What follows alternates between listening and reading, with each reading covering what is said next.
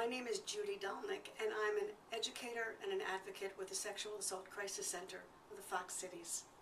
And hello, I'm Helen Kobeson, a prevention specialist and advocate with the Sexual Assault Crisis Center, Fox Cities. If you knew a child was being sexually abused, would you know what to do? Research tells us that less than 30% of parents even talk to children about sexual abuse. Research also tells us that those talks could prevent your child from being abused. It's likely that you know a child who's been abused, and it's also likely that you may also know an abuser. Over 90% of child sexual assault cases, the child's family knows and trusts the abuser. And child sexual abuse does not have to happen. There are things that you can do. Eliminate one-on-one, one child, one adult situations. Monitor a child's internet use. Offenders very often lure children into physical contact using the internet.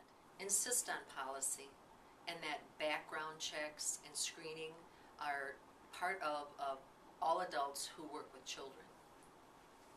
Ask if staff is trained in keeping children safe from sexual abuse.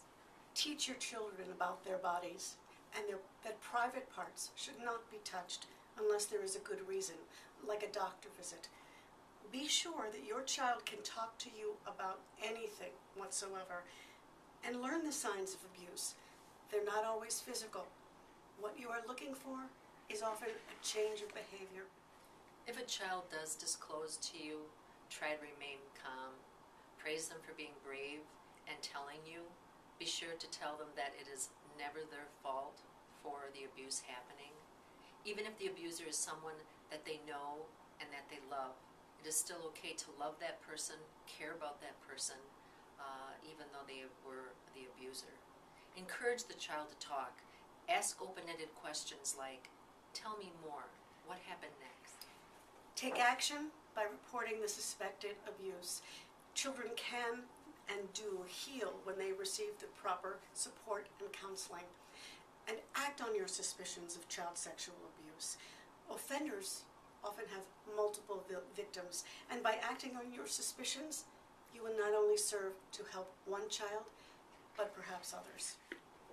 Lastly, and probably one of the most important, is get involved. Get involved in your community.